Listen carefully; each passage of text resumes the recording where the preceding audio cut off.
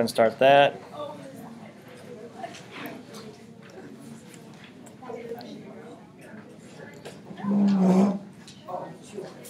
Right, there's extras and stuff at the end of the table. I'll come around and get them.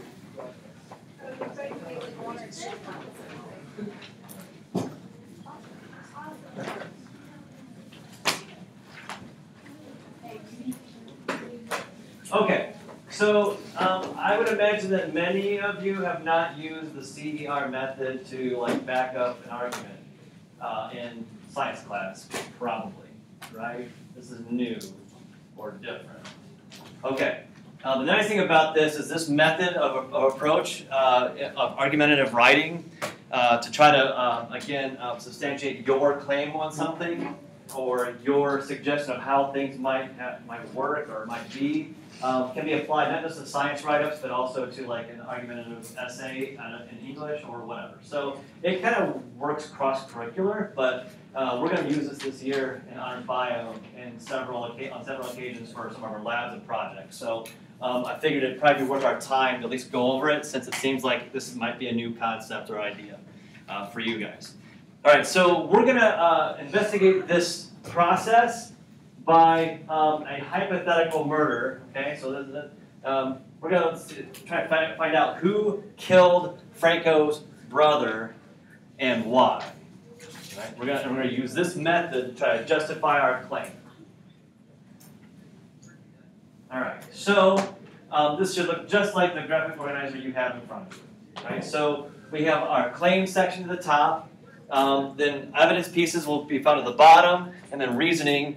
These links are trying to, I guess, remind you of the idea that when we make or state evidence pieces, we need to also give reasoning that links them back up to the claim that we suggest.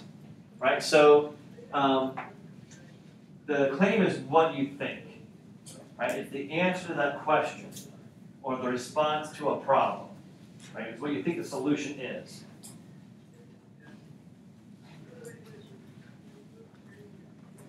Once we make that claim, we should then hop down to the bottom section of this organizer and fill in bits of evidence. Facts that, like observations, measurements that support your claim. Right? Things that you see. Things that you have taken notice of. Things that you actually might have some data on in relation to direct relationship to the claim.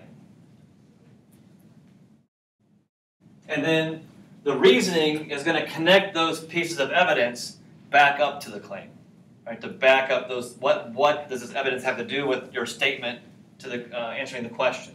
So these could be like general principles about how the world works, so natural laws, natural theory. It could be things that you know from prior experience, or maybe something you can look up in a table and reference, or you have a data table to substantiate some of this stuff to back up. Again, it's backing up the evidence that you state and linking it to the claim.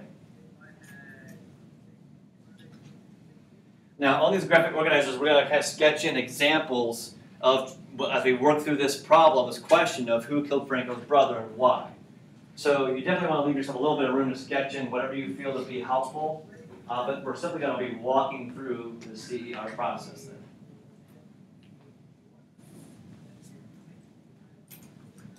Okay, so the claim, what we think, the reasoning, what we know, and the evidence, what we see. And typically we go claim, evidence, and then reasoning, just because it seems to flow a little bit better, processing everything out that way. All right, so let's make a claim. Franco killed his brother. So who killed Franco's brother? Franco did. So this is like our example. You can put like example 1 under your claim box or something, below maybe your description. Franco killed his brother. Now, off to the right-hand side here, there's 2 boxes. One saying, is it accurate? And the other one saying, is it complete? Well, for any claim, that's what we're trying to sway you to accept. That's what we're trying to substantiate the claim. That what we state as a claim is accurate. So that will probably always remain in question, right? But as far as our complete claim, it's a red X, meaning not complete yet. Because the question was, who killed Franco's brother and why? this claim does not answer the and why. So it's not complete yet. So to fix it, we'll say because he wanted his money. All right, so now we have a complete claim.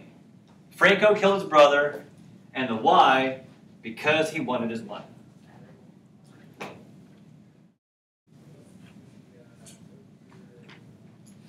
Well, if we're going to make a statement like this, we need to provide some evidence that backs it up, right, to convince you that this is the correct claim, or to convince you what I'm stating is as accurate as possible. So let's look at some evidence pieces that we might have. Maybe we're on the investigative team, so we've been doing some fact-finding on this case, and so we have access to police documents, we have access to personal information about any suspects, or in this case, obviously, where Franco is our prime suspect. So we know that Franco has red hair. Now, yes, that is Yosemite Sam. I didn't want to put a real person's face on there, because I think it would be kind of creepy labeling them a killer, right? So, that's Franco, right? And Franco has red hair. That's a piece of evidence. It's a fact. Something we can see. Our second piece of evidence. Red hair was found under his brother's fingernails. So the victim had red hair found underneath the fingernails.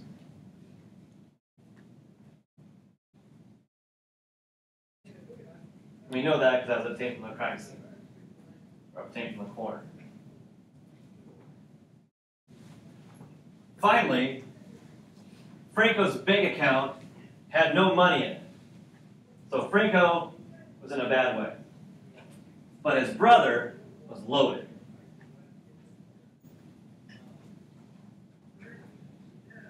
Now notice what we're doing with these pieces of evidence, right? In our claim, we say Franco killed his brother. That's the first part. For our evidence pieces, we need to have evidence that's going to at least connect him to the crime scene somehow. So the first evidence, Franco has red hair, doesn't help us a whole lot, except say that Franco has red hair. Well, how does that connect him to the crime? Well, it's our second piece of evidence that does. It's the fact that they found red hair underneath his fingernails, his brother's fingernails. So those two pieces of evidence are helping us substantiate the claim on the first part of it, that Franco killed him. And then now we're left, we need to provide at least one piece of evidence that's going to help back up the why, and that's he wanted his money. Well, we find that Franco is poor. Franco has exhausted his bank account. Could probably use some money. He bought it, and maybe telling his brother the way to do that. We don't know. Now, notice that at this point, all three pieces of evidence are accurate, right? Franco has red hair. We can look at Franco and see that he has red hair. Evidence found at the crime scene. That's accurate. Franco's bank account has nothing in it. His brother has a ton in his bank account. That is stuff that we can fact check and that we know, that we see to be accurate, right? And we are complete here because we have three pieces of evidence. And every time we make a claim, we need at least three pieces of evidence. If we can't provide three pieces of evidence that tie to the claim, then there's no way for us to back that claim up.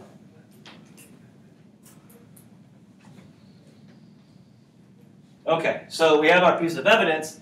Now we need to provide some sort of reasoning to like, okay, red hair, what's the reason behind that? What's the reasoning? All right, so we're going to add into the reasoning boxes. For evidence piece 1, Franco has red hair. The reasoning is, well, red hair is pretty rare. And that's something we could look up on the U.S. Census, or maybe the census for the town that Franco lives in. Right? But it's pretty much the fact that red-headed people are not very common. Right? And we know from probably the census of this town that nobody else in the entire town has red hair. So it must be a pretty small town. So if we find red hair in town, it's probably coming from Franco. Probably. Not all the time, but probably. So this is our reasoning as to, Franco has red hair? Like, why? How does it tie to the claim? It ties to the claim because if we find red hair, it's probably Franco's.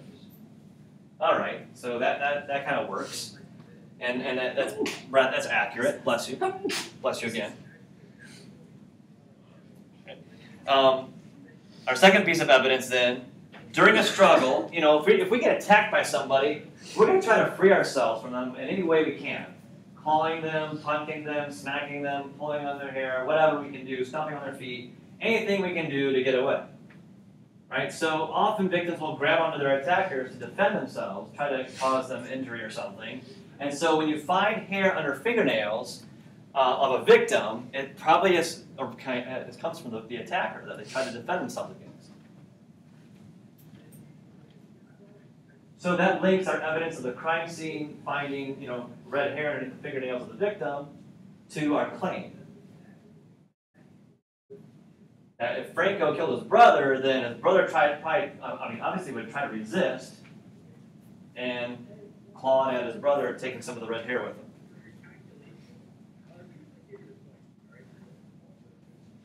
All right, so far in this reasoning section, we're accurate on these two ideas. It makes sense, it has validity to it, but we're almost complete. We need one more. We need to link our third piece of evidence to our claim. Right, so, how do we justify this? Okay, how about this? When you kill somebody, the law says you get all their money. Franco would be rich if he killed his brother.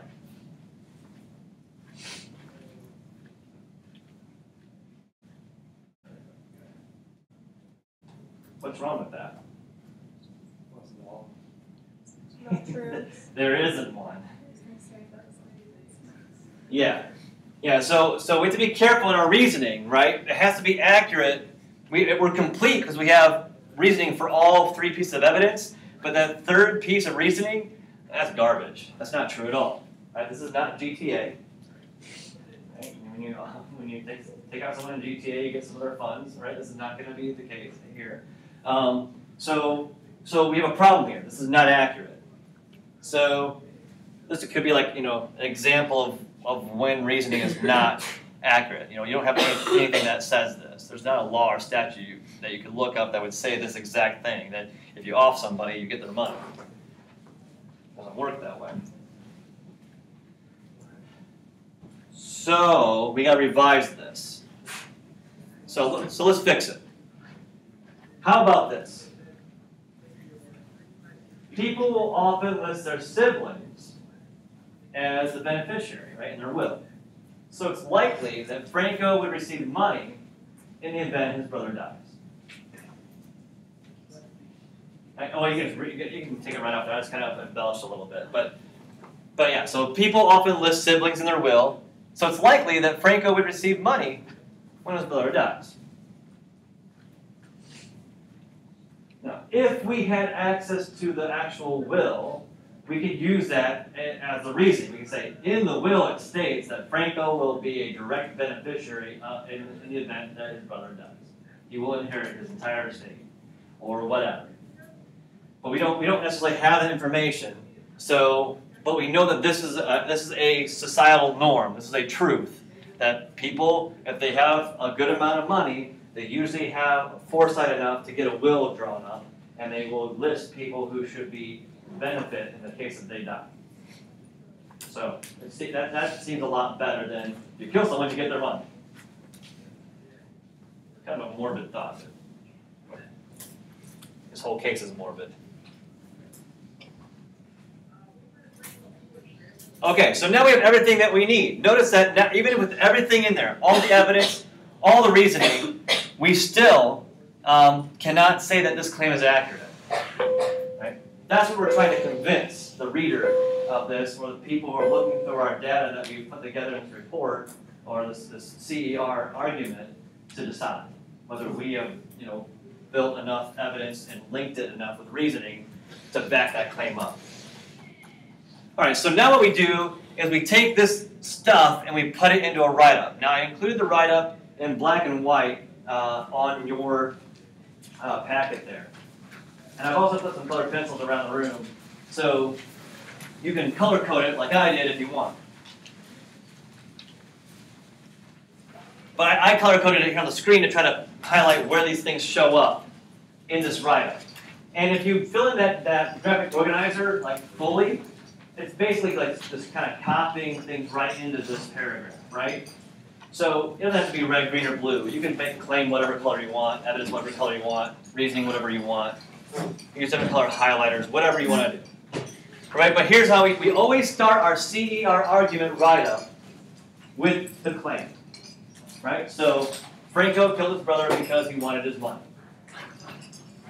Then we provide the first piece of evidence. Franco had red hair, and then we followed up with the reasoning behind that piece of evidence. Red hair is pretty rare. In fact, nobody else in the entire town had red hair. If we find red hair, it's likely to be Franco's. In fact is in black. I didn't color that because obviously when you do a write-up, you're going to throw in some transition and some articles and stuff that aren't like a part of your original graphic organizer for the CER thing. But we want to make sure that this kind of flows well, and so you're going to have your own style of writing.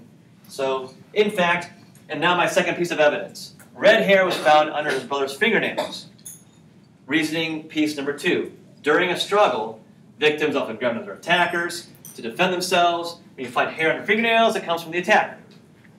Why would he do such a terrible thing?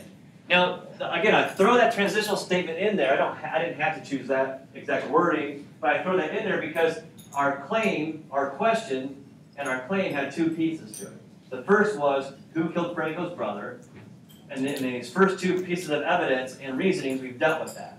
Now we're going to switch gears and provide the why. Right, so why would he do such a terrible thing? All right, evidence piece number 3. Franco's bank account has nothing in it, but his brother is rich.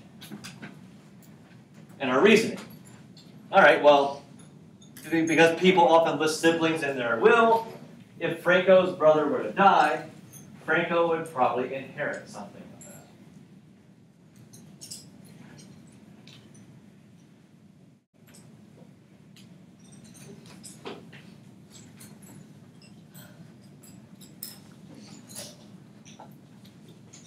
Now, really, if you think about this whole process, it's pretty efficient. It's pretty efficient in writing a convincing statement to confirm, a claim that you might pull from data you collect.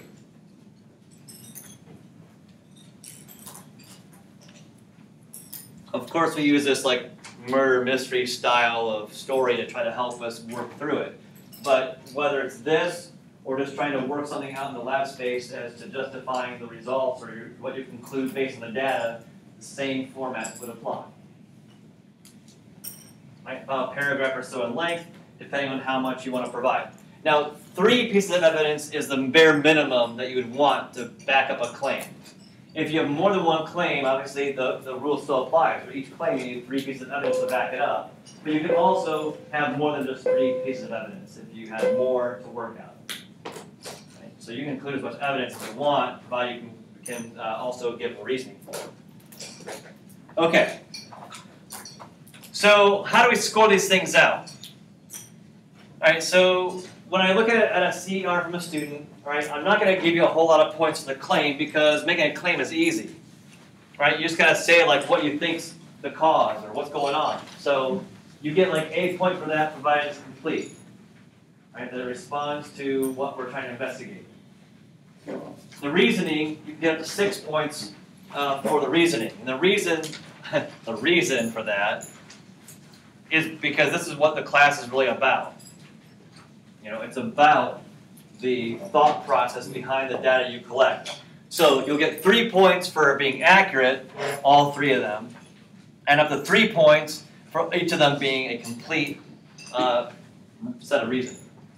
Right? So if you have three reasoning points, you get 3 points from that. If they're all accurate, you get 3 more points. So 6 points from reasoning so far, right? Then finally, the evidence, it's crucial, but I didn't want most of the score to hinge upon it. So it's worth 3 points max. You get a point if you just have like evidence down there, but it's not accurate or complete. If it's accurate but not complete, or complete but not accurate, then you get 2 points. And if it's complete and accurate, all 3 of these evidence pieces, you get 3 points. the whole rubric, or the whole evaluation is set in a 10-point total. Right, so and I can scale out depending on how many points I want to make it work, depending on how extensive the project might have been. But that's the general gist of it. All right, so if we're going to be looking at like giving you certain points for certain things or partial points for certain things, you're probably going to want to know a rubric of how it's going to get scored out. Right, so I also included that on your handout. Right, I'm not going to read through this whole thing. I'm just going to give you like an example. Like for the reasoning in accuracy. Right, if you want all 3 points, then the evidence is tied to the claim by scientific principles established in class, and there are no extra incorrect pieces of information or ideas.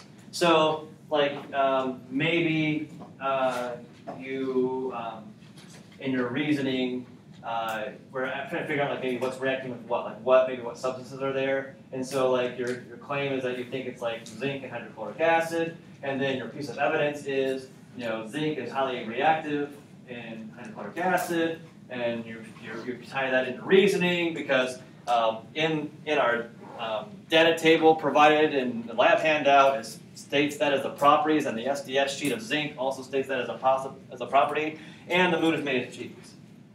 Right? If you put the moon is made of cheese, that's going to ruin your reasoning. You're going to lose points on that, right? So that would drop you back a category. So that's how it's going to work. Just so you know how they'll be scored, and you can kind of get an idea of what I'm looking for out of it. Okay? All right, so any questions on the CER process, how you develop it, how you do the write-up, how it might be scored? All right, fair enough. Okay, so we're going to switch gears then. Good. I've put together a little